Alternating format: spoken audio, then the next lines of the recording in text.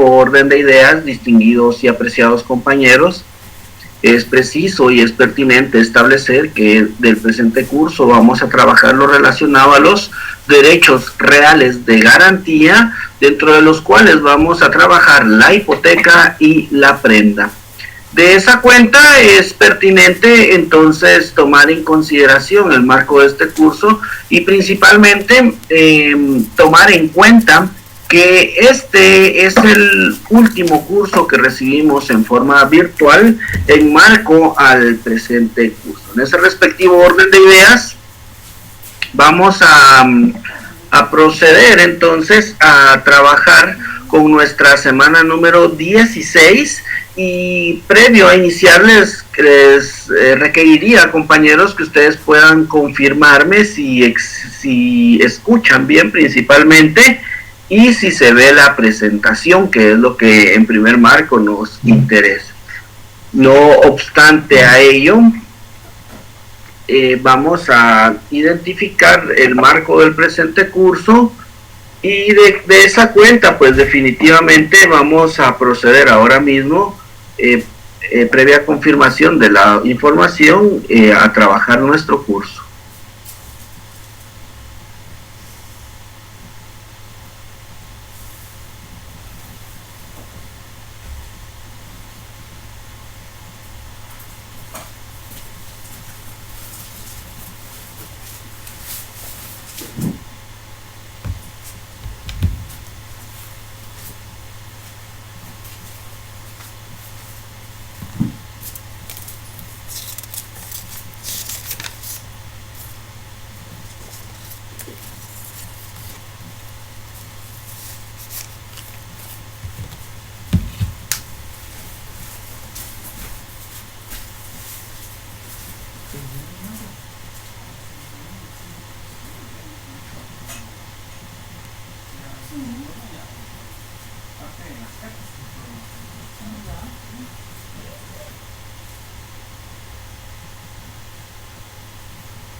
Sí, la cosa es que ese José no.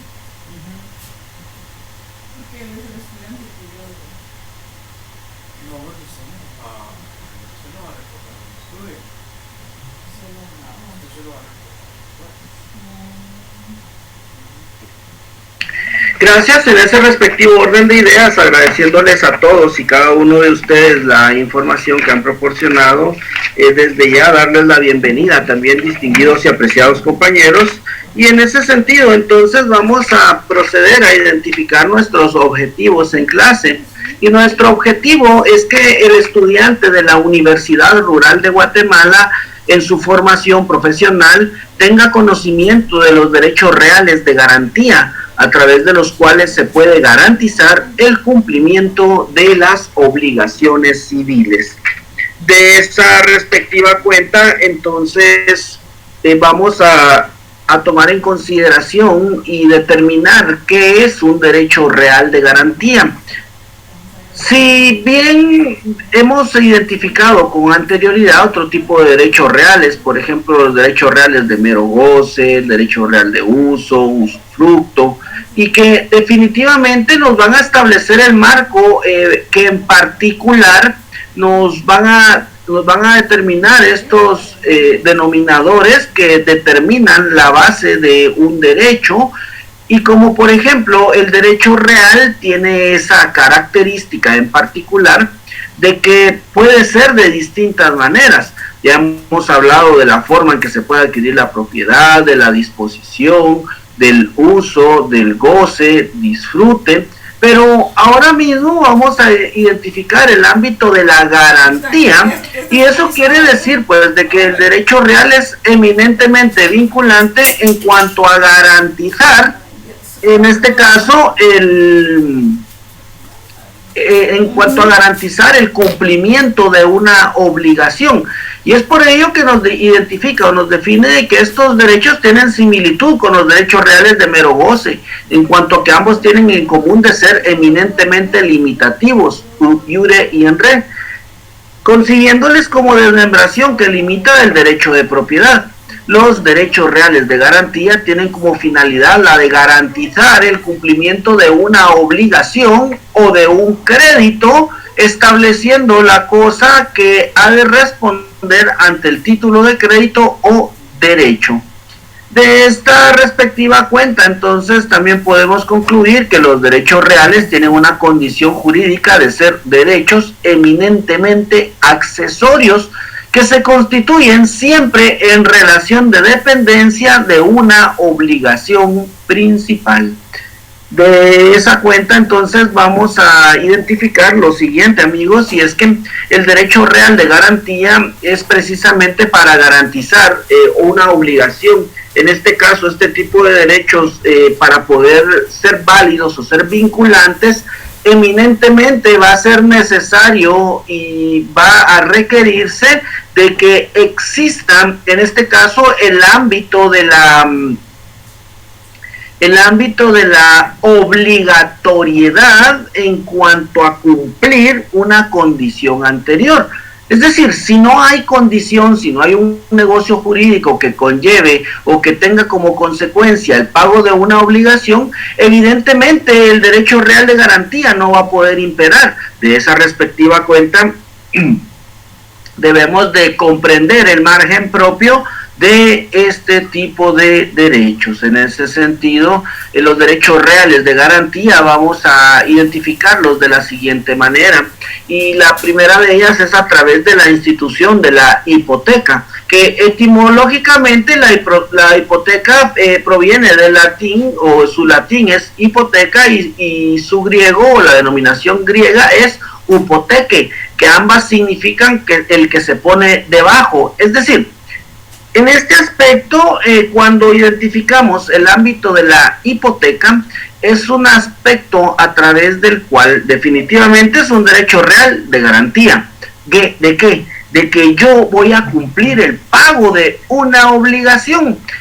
Me preguntará alguien, Licky, ¿en qué casos yo puedo constituir una hipoteca? En los casos que usted tenga una obligación incondicional de pago. Es decir, si yo tengo que pagar determinada obligación y me requieren una garantía, y ojo con lo siguiente, porque pueden haber garantías de carácter personal, pero también pueden haber garantías de carácter real.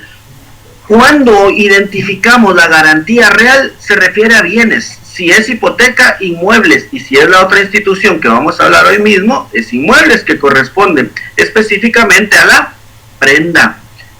De ahí entonces establecemos y podemos en particularidad tomar en consideración que la hipoteca jurídicamente nos conlleva al gravamen que se constituye sobre un bien inmueble para garantizar el cumplimiento de una obligación principal, para que en caso de que el deudor no pague, el incumplimiento, o en este caso incumpla con la obligación, y al garantizar el acreedor, pues definitivamente garantiza su dinero, o garantiza la obligación a través de la venta del bien.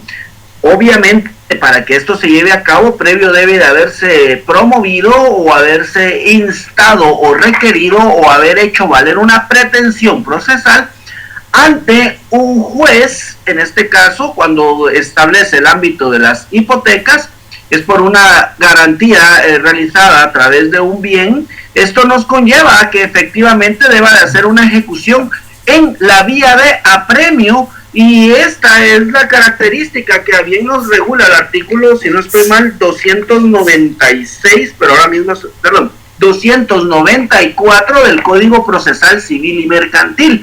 Y en este caso nos conlleva a la forma y vía procesal. No hablemos del proceso, porque ahora mismo estamos entendiendo la institución jurídica. Pero es importante delimitar y establecer de que su efecto es ese. Al constituirse una hipoteca, no es que yo he trasladado el dominio del bien, ni cerca estoy de esa condición.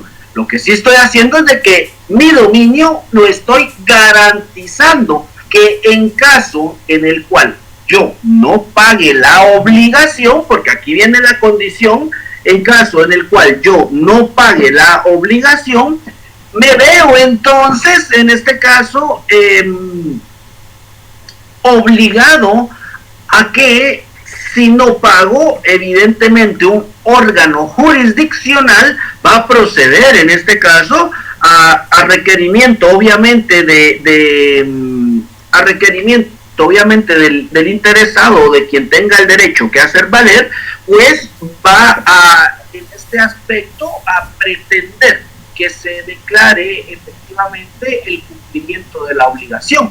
¿Cómo así? Me preguntará alguien. Bueno, si yo no pago, evidentemente el órgano jurisdiccional me puede obligar a requerirme el pago y consecuencia de ello realizar de que, promover a través del requerimiento que se le hace, en este caso, la obligación de que se deba de enviar a remate el respectivo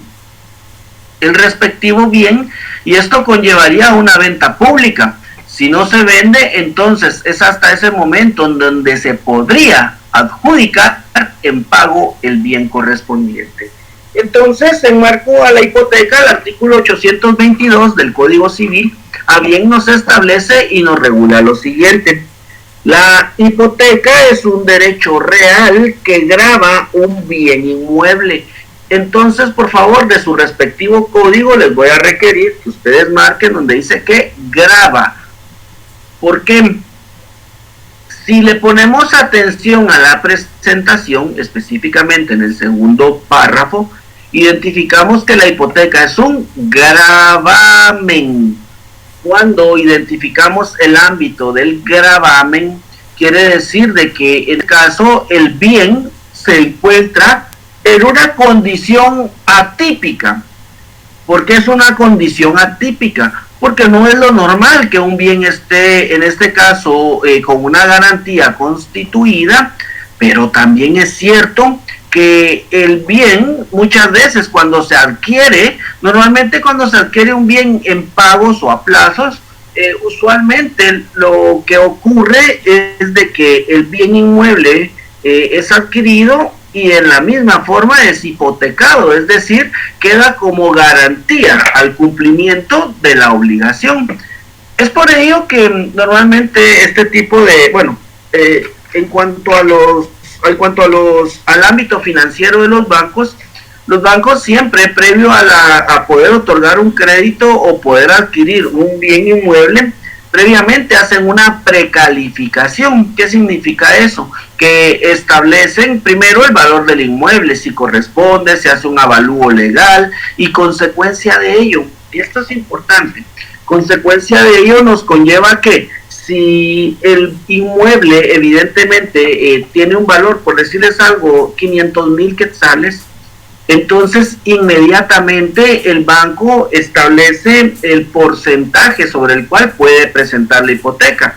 Normalmente no lo establecen por un máximo del 80% del valor del inmueble, tomando en consideración de que eso va a generar intereses, va a generar también costas procesales en caso no se pague, y el banco evidentemente debe de procurar de que el valor del inmueble le sea adjudicado en su totalidad para recuperar su respectivo capital. De esa cuenta, entonces, identificamos el ámbito del gravamen. ¿Y por qué se les hacía énfasis al gravamen? Porque lo que hace es cambiar la condición normal del bien, es decir, grava los derechos que correspondan al mismo. Y de esa cuenta limita, por supuesto, ¿verdad? Limita, por supuesto, porque definitivamente yo, por supuesto que puedo vender el inmueble, pero ¿quién va a comprar un bien inmueble que conste o que establezca una hipoteca? Por decirles algo, definitivamente el ámbito limitativo es por el ejercicio de derechos, o hay casos incluso en los que se establecen condicionantes a través de los cuales se le prohíbe al propietario del bien disponer de ese derecho mientras no pague la obligación, que son características propias, ¿verdad? Efectivamente, que limitan el ejercicio normal de los derechos del bien. Ahora bien, me preguntará alguien, si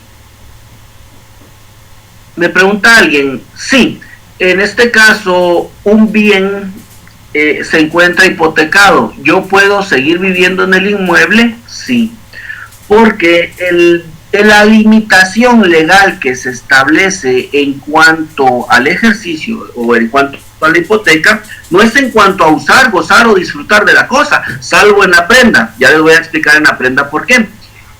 De esa cuenta, entonces, en el bien yo puedo incluso, si del bien yo obtengo rentas, yo incluso puedo seguir gozando de esas rentas y el pago de las mismas.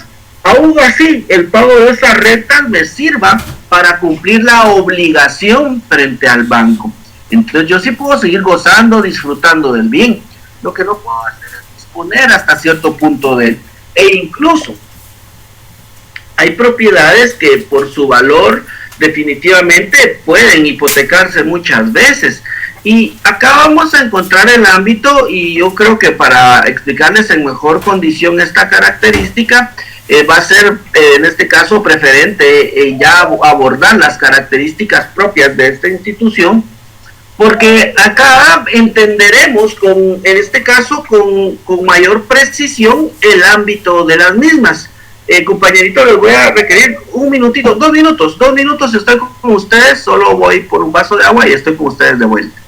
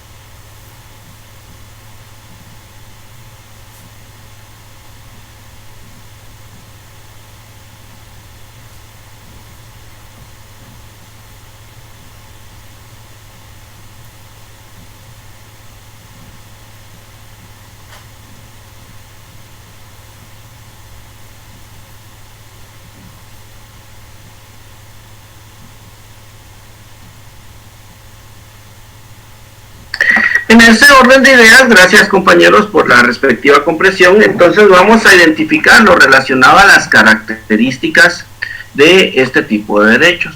La primera característica es que es un derecho real de garantía. Ya hemos identificado el ámbito de ser un derecho real y que no traslada el dominio, sino que eficazmente es una garantía la que se otorga del mismo. Segundo, identificamos de que este tipo de derechos va a afectar únicamente los bienes de naturaleza inmueble que grava, sin que el deudor quede obligado personalmente ni por un pacto expreso. Pongámosle mucha atención a esta característica y lo establece el artículo 823 del Código Civil, y a bien nos regula lo siguiente: la hipoteca, y por favor subrayemos, afecta únicamente los bienes sobre que se impone, y subrayemos esto, bienes sobre que se impone, sin que el deudor quede obligado personalmente ni aún por pacto expreso. ¿Qué quiere decir esto? Cuando evidentemente se establece una garantía de pago, pues definitivamente no puede existir un valor insoluto, es decir, no puede existir un ámbito a través del cual la hipoteca o la garantía sea insuficiente. Y esto es porque lo que la ley pretende es de que exista todo el derecho real como consecuencia y desde ningún punto de vista se establezca el derecho personal. ¿Cómo así el derecho personal? Es decir, Si yo evidentemente no pago, que ese es el ámbito personal, pues definitivamente me voy a ver obligado en este caso al pago de la obligación. Es decir,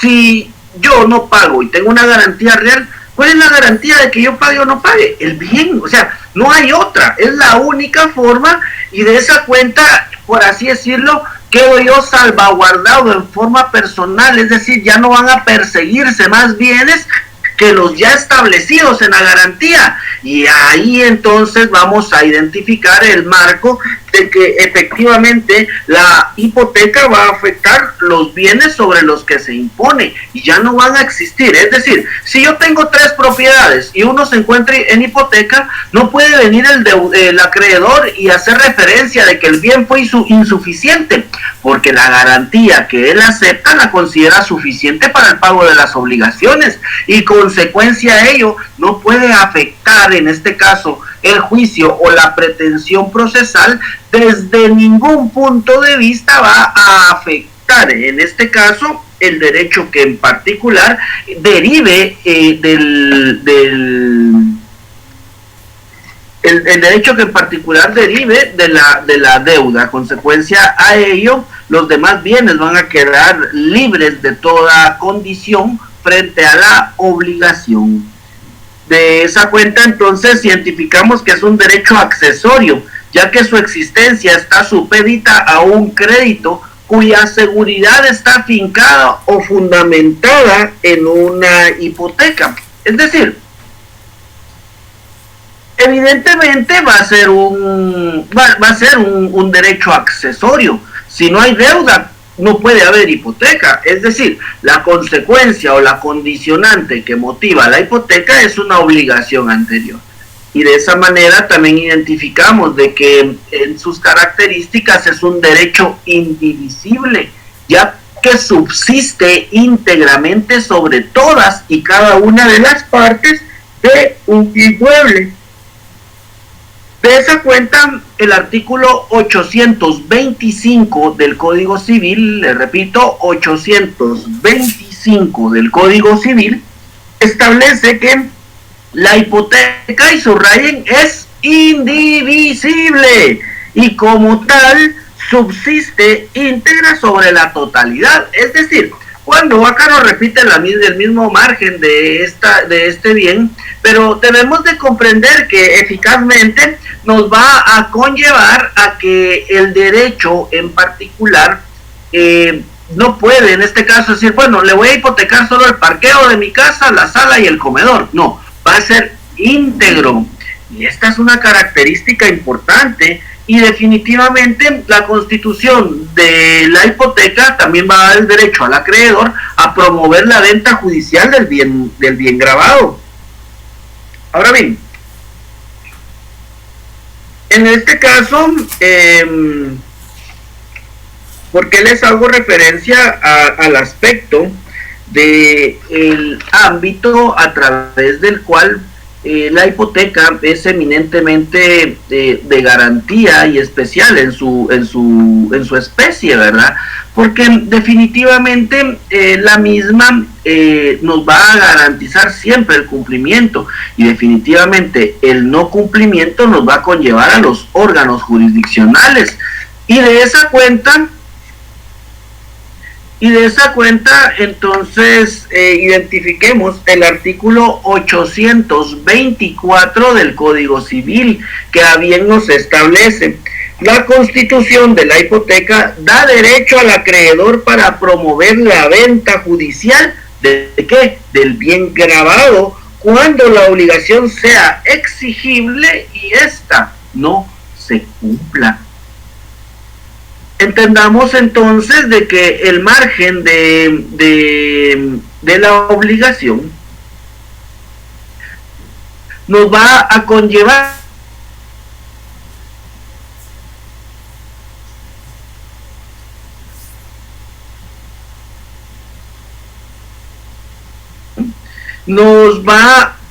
a pretender en este caso que efectivamente el acreedor o quien goza del derecho de la hipoteca pueda en este caso hacer valer el respectivo derecho, y de esa cuenta es la característica especial de esta institución jurídica. De esa cuenta nos informan acá que no se ve la presentación. Pueden confirmarme, distinguidos amigos, perdonen el abuso. Ustedes pueden confirmarme si existe algún problema de comunicación, y de haberlo, yo ahora mismo voy a proceder a verificarlo en mi sistema de internet. Veo que en mi sistema no hay ningún problema, pero si no se escucha o si hay problemas de comunicación, por favor, si ustedes podrían comunicármelo, yo con mucho gusto voy a verificarlo. Nos identifica, en lo que los compañeros me contestan, nos identifica el compañero Sergio Ibáñez, que ¿qué pasa si alguien vende una parte de un terreno que tiene hipoteca y no paga? Al momento de quitarle el terreno, ya no está completo. ¿Qué sucede ahí? Bueno, vamos a comprender y definitivamente establecer lo siguiente. Primero, vamos a comprender que efectivamente el bien hipotecado es un todo. Es decir, yo al hipotecar un bien inmueble es hipotecarlo en su totalidad, y por eso hablábamos el ámbito de la indivisibilidad. Si bien es cierto que pueden haber varias personas con derecho, el ámbito de la indivisibilidad nos conlleva que yo no puedo decir solo le voy a hipotecar 3/4 de la finca. No, debe de ser íntegro. Ahora bien, la situación es que sucede si lo vende, es decir, si desmembra el espacio. Ojo, existe y es posible, por supuesto, que sí se puede vender un bien, pero, ojo, en caso el mismo se venda, existe en este caso la obligación.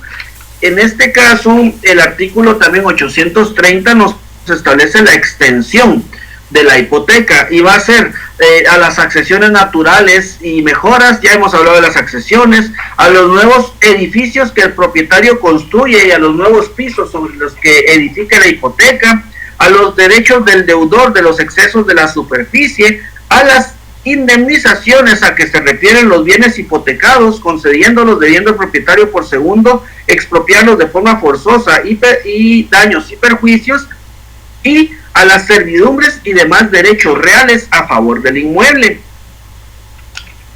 De esta cuenta, definitivamente no se puede enajenar, porque el artículo 836 establece que el dueño de los bienes grabados con hipoteca podrá, en este caso, enajenarlos, ojo, o hipotecarlos, no obstante cualquier estipulación en contrario, salvo que se establezcan los contratos que se refieran a los créditos bancarios. Quiere decir que yo puedo hipotecar o puedo vender, pero existe una condición. Primero, si es un crédito bancario, totalmente limitado.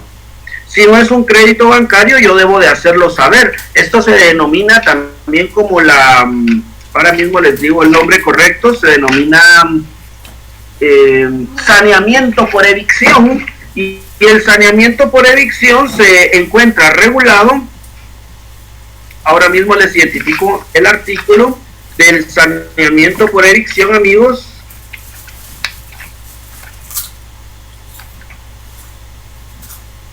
A partir del artículo 1543 del Código Civil, le repito, artículo 1543, se establece el ámbito del saneamiento. ¿Por qué? Porque si yo vendo el bien y está hipotecado, ¿qué va a suceder? Veámoslo ahora bien, establezcámoslo en marco al ámbito que en particular nos conlleva, en este caso, el derecho como tal. Yo sigo sosteniendo mi derecho de disposición, eso es indudable. ¿Por qué está grabado? Porque definitivamente existe una hipoteca. Si usted me quiere comprar a mí un bien hipotecado, pues allá usted y su respectivo derecho. Mi obligación va a ser hacérselo saber. Si usted así lo adquiere y lo compra, tiene que estar enterado de que efectivamente se tiene que pagar la hipoteca y que usted va a perder el bien si no lo paga. por un lado. Por otro lado, cuando son instituciones bancarias, normalmente las instituciones bancarias son las que deben de dar autorización, y esto fundamentado en el artículo 836 del Código Civil, pues es la característica que nos conlleva efectivamente al cumplimiento de la obligación.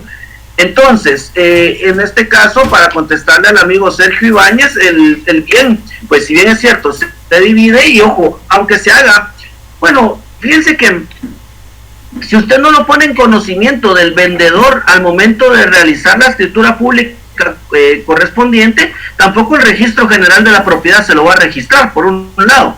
Por otro lado, le va a obligar a que usted informe, y esa condición de informar, si es un acto bancario, si es un crédito bancario, imposible, ¿verdad? Salvo en algunos casos en los que el banco acepta ese traslado de obligaciones.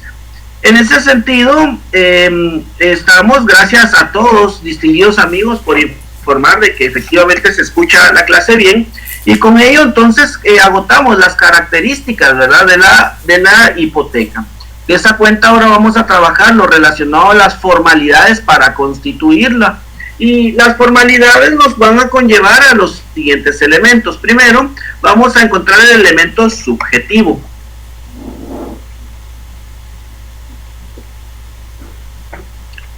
El elemento subjetivo va a ser constituido por el acreedor o el titular del derecho real.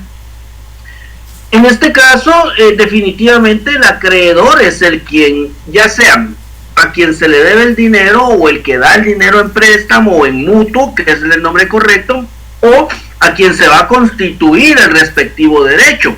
Y como consecuencia, él, al ser el acreedor, efectiva y eficazmente podemos establecer de que va a ser el titular, ojo, ¿de qué? Del derecho real de garantía. Seguidamente identificamos como elemento subjetivo el deudor hipotecario, que en este caso es un sujeto pasivo en la obligación, por supuesto. Primero va a ser el de qué va a ser propietario, o de qué derecho va a ser titular, del derecho, valga la redundancia, de propiedad. Y este marco es importante porque debe de existir acá acreedor y deudor. El acreedor no solo es a quien se le debe, sino que también a favor de quien se constituye la hipoteca. El deudor hipotecario, obviamente, es el que debe de pagar la condición, debe de ser el propietario del bien, y a través de eso él va a pagar la respectiva obligación. Los elementos objetivos entonces de este tipo de contratos, primero van a ser estos elementos que van a garantizarnos o van a establecer la obligación que garantiza la hipoteca por el inmueble, que se grava por asegurar el cumplimiento de la obligación. Es decir, como elemento subjetivo, vamos a establecer el marco de garantizar el respectivo pago de la obligación, y obviamente el derecho que va a emanar en incumplimiento es el derecho de hipoteca, que se va a constituir sobre un bien de naturaleza inmueble. Por lo tanto, ese elemento objetivo va a ser la obligación garantizada, es decir, que se va a enmarcar en el efectivo derecho de garantía. Los elementos formales definitivamente nos van a establecer las siguientes características. Por su cuenta, en cuanto a la hipoteca, es necesario y es esencial de que el instrumento público o el documento en donde conste la constitución de la hipoteca sea a través de una escritura pública. Y esto como consecuencia nos va a conllevar de que el documento cumpla con los requisitos que para el efecto establece el artículo 13, 29 y 31 del Código de Notariado. Adicional a ello, es un requisito esencial de que el derecho deba de inscribirse en el registro general de la propiedad. En este orden de ideas, entonces, es importante y en este caso es pertinente resaltar estos dos aspectos, porque sin el cumplimiento de estas obligaciones definitivamente no puede o no se cumple con la condición formal. Vamos a fundamentar legalmente la forma, y el artículo 829 establece lo siguiente: el que hipotecara un bien sobre el cual tuviera un derecho eventual limitado o sujeto a condiciones suspensivas, rescisorias o resoluciones que consten en el registro de la propiedad, lo hace constar con las condiciones o limitaciones que el sujeto de ese derecho, aunque así no se exprese. La hipoteca surtirá efectos contra tercero desde la inscripción en el registro, y subrayemos eso, por favor. Aquí identificamos entonces que el derecho nos conlleva que debe de registrarse, pero que va a surtir efectos. ¿En qué momento, amigos? Desde el momento en que se inscribe. Pero entonces si hablamos de una inscripción, vamos a ir al artículo 1125 del Código Civil. Y el artículo 1125 por su cuenta nos establece que en el registro se van a inscribir, y en el numeral 2 identificamos los títulos traslativos de dominio y los que se constituyan o reconozcan o modifiquen o extingan obligaciones o derechos de usufructo, uso, habitación, patrimonio familiar, hipoteca, servidumbre y cualesquiera otros derechos reales. Acá entonces ya estamos concatenando que el artículo 829, el artículo 1125 y como consecuencia final el artículo 1576 nos van a establecer por qué obligadamente debe de constar en escritura pública la constitución de la hipoteca. Y el artículo 1576 a bien nos establece lo siguiente: los contratos que tengan que inscribirse o anotarse en los registros, que ya lo hemos identificado, cualquiera que sea su valor, deberán constar en escritura pública. Ahí entonces esas condiciones a través de los cuales es eminentemente vinculante el marco de la obligación, específicamente la forma en que se debe de constituir el mismo. Pero también el artículo 841 a bien nos establece que, ojo, no solo basta la forma del documento, no solo basta la inscripción, sino que también el artículo 841 nos establece que la constitución y aceptación de la hipoteca debe de ser expresa, es decir, que deben de comparecer las dos partes y manifestar su auténtica voluntad en cuanto a la celebración del negocio jurídico. En ese sentido, entonces vamos a proceder a identificar los bienes y derechos que no son hipotecables. De esa cuenta vamos a dirigirnos al artículo, ahora mismo les identifico, compañeros, 800, vamos a ver, artículo 838 del Código Civil, amigos. Vamos a ir al artículo 838, si ustedes tienen a bien, y de esa cuenta vamos a establecer el margen o el marco a través del cual qué bienes no pueden ser hipotecados o que no pueden otorgarse en hipoteca. En ese sentido, el artículo 838 nos establece: no podrán hipotecarse, primero, los inmuebles destinados al patrimonio de familia. Recordemos que el patrimonio familiar es una institución jurídica que se regula en el libro primero del Código Civil, pero que tiene una premisa, y esa premisa la fundamenta el artículo, ahora mismo se los identifico, amigos, el artículo 352, que a bien nos establece que el patrimonio familiar es la institución jurídico-social por la cual se destina uno o más bienes a la protección del hogar y el sostenimiento de la familia. Si entendemos el origen de la constitución del patrimonio familiar, entonces evidentemente vamos a determinar o establecer que efectivamente el mismo es un derecho a través del cual yo no puedo constituirlo, porque ya se encuentra una garantía específicamente en protección a la familia.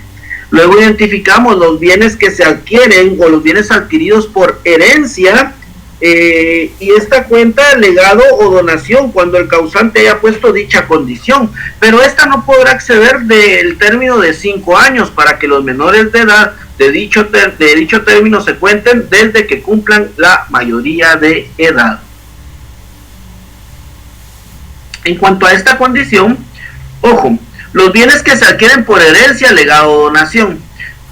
¿Por qué? En este caso, por nominación en términos generales, evidentemente, por nominación en términos generales podemos establecer y determinar lo siguiente. Primero, los bienes definitivamente no... ¿Cómo les explico? El bien que se adquiere por herencia, legado o donación, pues definitivamente nos va a determinar ámbitos anteriores a ellos. Y en este caso la condición de no hipotecar la va a imponer el que en este caso otorga el derecho. Pero normalmente por donaciones, por herencias, es difícil que las personas acepten una condición. ¿Por qué? Porque, por ejemplo, en el caso de la donación entre vivos, tiene la característica que la misma puede ser revocada. ¿Cómo así, Lick? Es decir, de que si yo dono un bien o a mí me donan un bien, me pueden quitar el derecho. Y este es un práctico, y valga la redundancia, este es un derecho de la persona que ha otorgado la donación.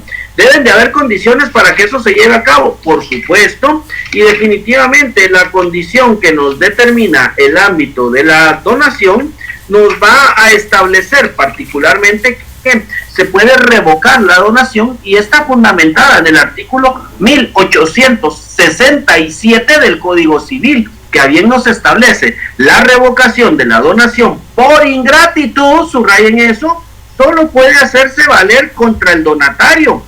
¿Cuándo hay ingratitud? Vamos a ir al artículo 1866 del Código Civil y que a bien nos establece: la donación es gratuita o onerosa en la parte que la constituya o que constituya la donación efectiva, y puede ser revocada por causa de ingratitud del donatario, y estas causas de ingratitud se patentizan en los numerales 1, 3 del artículo 1866 del respectivo Código Civil. En ese orden de ideas, distinguidos y apreciados compañeros, entonces vamos a determinar y establecer el margen a través del cual puede, en este caso, limitarse la constitución de la hipoteca, específicamente con fundamento en lo que bien regula el artículo 838 del Código Civil. Bueno, definitivamente, en cuanto al patrimonio familiar, y acá es una excepción, aunque el Código Civil establece que no se puede hipotecar, existe una excepción en el artículo 80 de la Ley de Transformación Agraria, y en este caso se refiere, la hipoteca a los inmuebles objeto de patrimonio agrario. ¿Qué sí puedo hipotecar acá? El fruto, en este caso el beneficio de la venta de la producción agraria que se dé en la finca. Esa sí puedo hipotecarla, no el bien, sino que el producto del mismo. Esto que también se denomina derecho de prenda, ¿verdad? Que es la prenda agraria. La subhipoteca. De conformidad con el artículo 852, en este caso, nos establece que el crédito garantizado con hipoteca puede subhipotecarse en todo o en parte, llenándose las facultades establecidas para la constitución de la hipoteca. Es un derecho real que grava una hipoteca para garantizar el cumplimiento de una obligación. La hipoteca de grado inferior que se constituye con posterioridad a la hipoteca ya inscrita en el registro general de la propiedad. De esta cuenta, la subhipoteca entonces va a ser una hipoteca de la hipoteca. ¿Cómo así? El crédito del artículo 852 nos establece: el crédito garantizado con una hipoteca puede subhipotecarse en todo o en parte, llenándose las formalidades aplicadas para la constitución de la hipoteca. ¿Cómo así? Por ejemplo, si supongamos que don Pepito y yo hemos realizado un negocio jurídico, él es mi deudor y yo soy su acreedor. Don Pepito viene y me otorga el derecho de hipoteca garantizando la deuda que tiene conmigo, pero yo también necesito dinero. Entonces vengo yo y lo que hago es obtener un crédito, un contrato de mutuo, es decir, un préstamo, y garantizo el cumplimiento de la obligación con una subhipoteca. ¿Cómo es, Ilico? O sea, que va a hipotecar un derecho que no es suyo. No, el bien no lo voy a hipotecar. Yo voy a hipotecar mi hipoteca, por eso se le denomina subhipoteca. Es decir, yo voy a pretender garantizar la obligación con la hipoteca que tengo en mi favor. Si a mí no me pagan, evidentemente yo no pago la obligación principal. Y este margen nos conlleva entonces a que el artículo 853 nos regula que la subhipoteca debe notificarse al deudor para que pueda inscribirse en el registro. Es decir, el deudor principal debe conocer de que existe una subhipoteca para que proceda la respectiva inscripción. Ya voy a contestar sus dudas, amigos. Realicen las dudas que ustedes tengan. De la misma manera vamos a proceder. Solo quiero concluir el tema de la hipoteca para que ustedes, si existen dudas aún, pues puedan establecerlas, y en todo caso pues estaríamos concluidos, ¿verdad? En este caso, la extinción de la hipoteca y subhipoteca se van a extinguir de la siguiente manera. El pago es el elemento genérico y es parte de lo que a bien nos regula el artículo 1380 del Código Civil. Pero del artículo 1380, en términos generales, estamos estableciendo el marco a través del cual efectivamente el pago de las obligaciones es la única forma de, en este caso, obtener la extinción. Esta es la forma original de la extinción de las obligaciones, ¿verdad? A través del pago. Y de esa cuenta, el artículo 1390 establece lo siguiente: el deudor que paga tiene derecho a exigir el documento que acredite el pago. ¿Qué documento, Nick? Eso se denomina carta total de pago. Esta es importante porque evidentemente la carta total de pago es el comprobante en donde consta que yo he cumplido la totalidad de las obligaciones. Por lo tanto, es el documento por el cual el acreedor reconoce que el deudor ha pagado todo o parte de lo que se debía. La misma debe constar en escritura pública, porque es la misma formalidad de la constitución de la hipoteca, y en el cual se hará constar que el acreedor de un crédito ha cumplido con la obligación. Este es el derecho que me deriva del respectivo pago. Pero también existen formas de extinguir la obligación distintas. Podemos encontrar por compensación, que definitivamente la compensación es un ámbito a través del cual, valga la redundancia, se compensa el pago de la obligación, ya sea con otras características u otras condiciones. Por confusión, cuando hay confusión en cuanto a la extinción de la obligación. Hay confusión cuando, por ejemplo, yo tengo un derecho de hipoteca, ¿sí? Vamos a hablar del caso de don Pepito. Viene don Pepito, él es mi deudor y obviamente yo tengo un derecho de hipoteca sobre su bien inmueble. Viene don Pepito y me dice: mire, Lick, le vendo mi propiedad, deme 100,000 quetzales más y ahí quedemos. Vengo yo, le pago sus 100,000 quetzales y consecuencia a ello viene don Pepito y me va a trasladar el dominio de la propiedad. Ahora, ¿por qué hay confusión? Porque en el inmueble va a existir un gravamen a mi nombre. Es decir, yo voy a tener un derecho de hipoteca sobre un bien en mi propiedad, por lo tanto, no tiene sentido, porque voy a gravar un derecho sobre un derecho que es mío. Entonces, he ahí el marco de la confusión. Y por prescripción, el artículo 856 nos establece que la obligación que se garantiza por hipoteca prescribe en el término de 10 años. Y esto tiene mucho que ver con relación a la prescripción extintiva de derechos, y que como consecuencia nos va a conllevar al acto a través del cual se va a extinguir la obligación del pago. En ese respectivo orden de ideas, distinguidos y apreciados amigos, voy a darles unos minutitos, 2 minutitos. Yo en este mismo momento voy a iniciar a contestar las preguntas que sean pertinentes, y consecuencia de ello avanzamos con Aprenda y concluimos nuestro curso.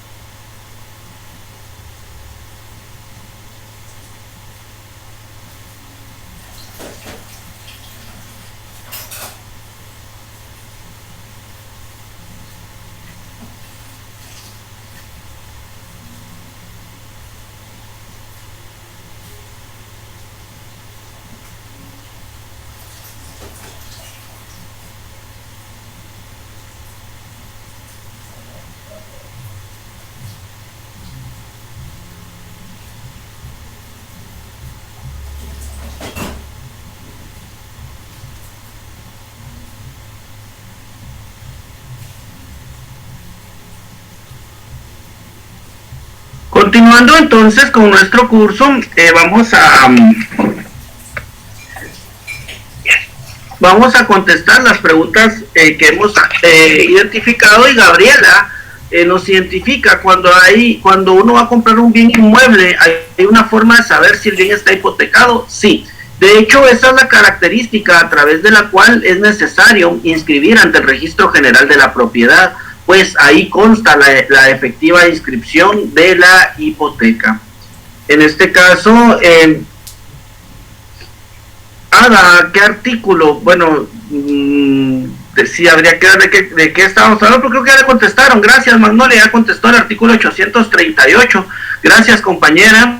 Bueno, acá dice Magnolia, o sea que una subhipoteca la hace el que prestó el dinero. Así es, Magnolia, efectivamente, el que prestó el dinero y el que goza del efectivo derecho es la persona en quien se va a constituir la hipoteca correspondiente. Acá identificamos que en una subhipoteca el tercero no paga el dinero, para ya no pagar la hipoteca pierdo el bien. Bueno, el marco de identificar o la razón por la cual es necesario notificar a las partes o notificar al deudor es precisamente eso, porque el deudor debe de estar garantizando, estableciendo que la subhipoteca se esté pagando, principalmente porque obviamente le va a afectar su derecho. De esa cuenta también es importante reconocer, y esta es una pregunta bien clara y bien específica, porque definitivamente el tercero se obliga principalmente a pagar la obligación y también a los daños que se puedan ocasionar. Byron dice que cuando una persona presta dinero a otra obteniendo la escritura del mismo, esto se constituye como hipoteca. Bueno, sí se puede constituir y no importa la forma, pero sí es, digamos, es una opción, ¿verdad? No importa la condición o la característica del derecho, sí se puede hipotecar. Vamos a ver, Gabrielita dice, si una persona compra un bien inmueble que está hipotecado, ¿quién continúa pagando la deuda? ¿La persona que lo hipotecó o el nuevo dueño? Pues recordemos que al final de cuentas la pretensión es la extinción de la obligación. Quien lo pague es indistinto, pero obviamente lo debería de pagar el que adquirió la deuda, pero si yo no quiero perder el bien, pues obviamente lo voy a pagar yo. Las iglesias de cualquier índole religiosa se pueden hipotecar. Las iglesias, bueno, recordemos que una iglesia es una persona jurídica que, al menos, por ejemplo, en el caso de la iglesia evangélica, por decirles algo, se constituye y es un decreto el que le otorga. Por lo tanto, no tiene sentido la hipoteca del mismo porque no es un bien inmueble. ¿Puede explicar con algún ejemplo hipotético el artículo 856? Bueno, el ejemplo, pues más que hipotético, amigo Leopoldo, vamos a identificar un aspecto real. Por ejemplo, viene el amigo Leopoldo y hace 11 años yo a usted le otorgué una propiedad en garantía. Yo durante los 11 años le estuve diciendo, amigo Leopoldo, yo le pago, y nunca le pagué absolutamente nada. Cuando pasan los 11 años, dice el amigo Leopoldo, no, ya no me quiere pagar ni nada, yo voy a ejecutar el título. Cuando usted va a ejecutar el título, yo digo, ya prescribió su derecho, amigo Leopoldo, porque usted tuvo 10 años para haberme cobrado y no me quiso cobrar. Ojo, el cobro debe de ser legal y empieza a contar a partir de que yo dejo de cumplir con la obligación. Fabiola dice, también pueden, o si se puede hipotecar una propiedad mía a otras personas. Vamos a ver. ¿Me pueden hipotecar una propiedad mía a otra? Bueno, no, definitivamente la propiedad, por ejemplo, la característica esencial es de que usted acepte la hipoteca. Por ejemplo, si yo tengo una deuda y Fabiola, usted quiere ser en este caso, mi garantía de pago, usted sí, voluntariamente puede decir de que mi obligación la va a garantizar usted con su pago, con su bien. Pero esa ya es una condición eminentemente voluntaria y nadie lo puede obligar, ni yo tampoco puedo hipotecar un bien que sea de su propiedad. Acá identifica que el artículo 838 también identifica bienes que no se pueden hipotecar, como por ejemplo dice, tiene una deuda y le hipotecan algunos bienes. Ojo, ahí no hablamos de hipoteca, ahí hablamos de embargo, Fabiola, y póngale muchísima atención a eso. porque el embargo no es lo mismo que la hipoteca. La hipoteca es un derecho voluntario que se instituye en escritura pública, por cuanto el embargo es una acción que deriva de una pretensión procesal que se insta precisamente por el incumplimiento de un pago. Esto ya es en marco al cumplimiento de las obligaciones. En este caso, si se puede hipotecar alguno de los bienes que establece este artículo. No, definitivamente, si los bienes se encuentran comprendidos en lo que refiere el artículo específicamente, no es pertinente, no es posible en este caso establecer el marco de la constitución hipotecaria. Luego identificamos cuando compramos un bien, podemos verificar que está, no, aquí sí, Celso, ya para contestarle amigo, es el registro general de la propiedad y específicamente lo idóneo es una certificación. Dani dice, no le quedó claro la compensación, confusión y prescripción. Bueno, la compensación básicamente es una forma de extinguir, porque la compensación es compensar de una forma distinta al pago de la obligación. Confusión es porque yo era hipotecario, pero ya adquirí el bien, no puedo ser ni dueño ni tener un derecho de hipoteca sobre el mismo bien, porque hay una confusión. Y como siguiente elemento, la prescripción, que ya les explicaba, que es el vencimiento del plazo. ¿Cuánto tiempo tienen para cancelar la hipoteca? Claudia, acá no hay un tiempo en específico, no hay un tiempo en específico para cancelar la hipoteca, pero usted sí goza del derecho de obtener su carta total de pago y con ello inscribir correspondientemente su derecho. El deudor que tiene derecho de posesión puede hipotecar ese derecho. Miren, sinceramente no otorgan, ¿verdad? Pues derecho tiene, pero la característica es de que debe inscribirse en el registro general de la propiedad, por lo tanto pierde su condición, pero también puede ser una garantía eminentemente de pago. Pero ojo, hay que recordar de que existen garantías o la forma en que se debe de establecer particularmente el respectivo derecho.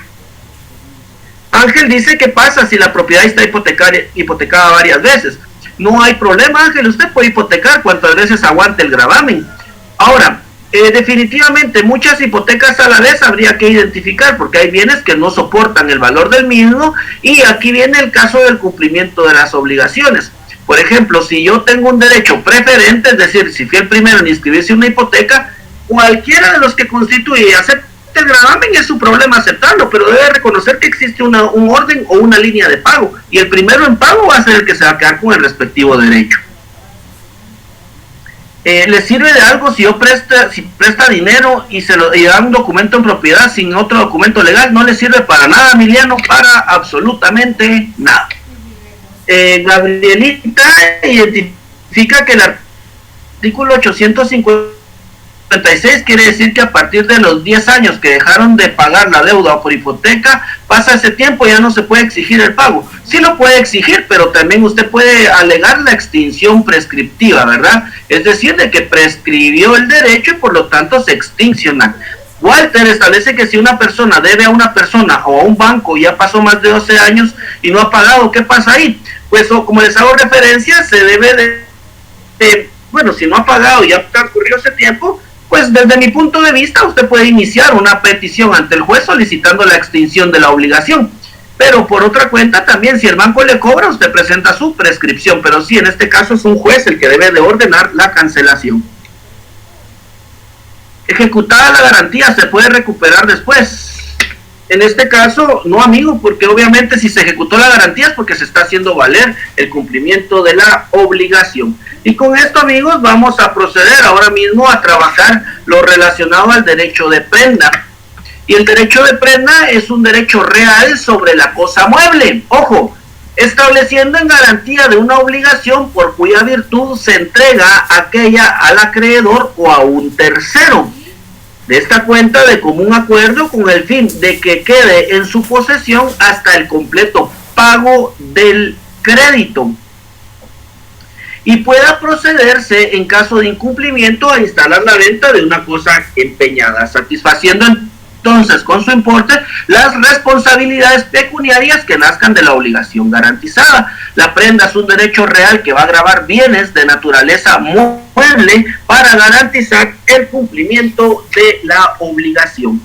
Entonces las características del derecho de prenda son las siguientes. Primero, es un derecho real, por supuesto. es de naturaleza accesoria o de garantía, porque va a ser accesorio a una deuda y obviamente garantizando la misma, es de carácter mobiliario. Y en este caso, ojo, los que no tengan actualizado su código civil, les hago referencia que el mismo, en cuanto a los artículos que identifican a partir del artículo 880, hay una serie de artículos que se encuentran derogados a través de la Ley de Garantías Mobiliarias.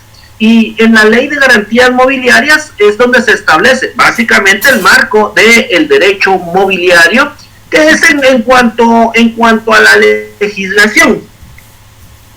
No obstante a ello, en cuanto a la figura o a la institución jurídica, debemos de comprender y precisamente determinar que efectivamente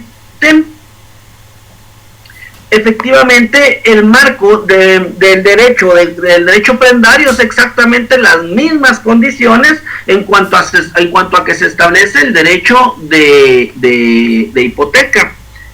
Para hacer referencia, lo relacionado a las garantías mobiliarias, en el Código Civil han sido derogadas las garantías, la prenda a través del decreto 4-2018 del Congreso de la República, el cual ha derogado distintas condiciones y únicamente han quedado vigentes el artículo 886, 887, 890, 891, 892, 893, 894, y de ahí vamos a continuar con las reformas hasta el artículo 900. Artículo 902, 901, 902 y 903 han quedado derogados y reformándose también lo relacionado a la prenda agravio. En ese respectivo orden de ideas, amigos, es importante que lo actualicemos, que nos va a llevar a este mismo aspecto, ¿verdad?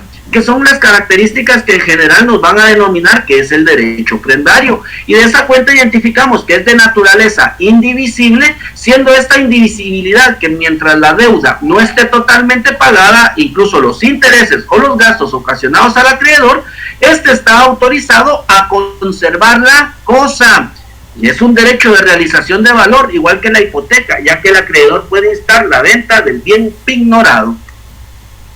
Pensemos en cuanto a este tipo de derecho prendario.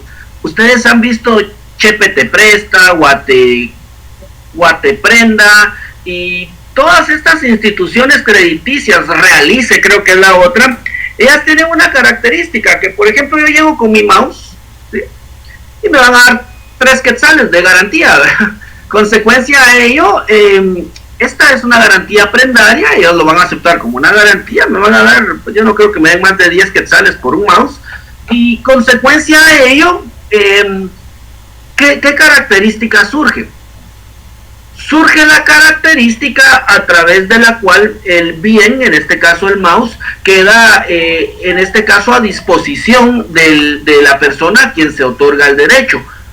¿Qué tiene que cuidar la persona? Obviamente el resguardo del mismo, no puede venderlo, no puede disponer de él, ni tampoco puede dañarlo, tomando en consideración de que no es de él, es solo una garantía, y hasta que no se patentice la falta de cumplimiento de pago, yo no puedo hacer valer el derecho. Las formalidades de este tipo de contratos establece que se puede constituir en escritura pública o en documento privado. Debe especificarse especie y naturaleza de los bienes dados en prenda, calidad, peso, medida, cuando fuere necesario, y todos los datos indispensables para su identificación. Debe describirse el nombre del depositario y especificar los seguros que tuviere vigentes sobre los bienes pignorados, y la aceptación debe de ser eminentemente expresa. Por lo tanto, frente al bien, existen las obligaciones del acreedor, porque de ellas está cuidar la cosa dada en prenda, abstenerse de usar la cosa empeñada. Si la cosa produce intereses, entonces el acreedor tiene derecho y obligación de cobrarlos y aplicarlos a la extinción de la deuda. Si produce frutos y no puede conservarlos, puede el acreedor disponer de su venta y pagar con ellos el precio de la deuda. Cuando la garantía consiste en un título de renta, los derechos del acreedor prendario parece que deben extender, o en este caso deben extenderse a las pensiones, ¿verdad? Y definitivamente debe de ser restituida la prenda al cumplimiento de la obligación. Con esto, amigos, voy a darle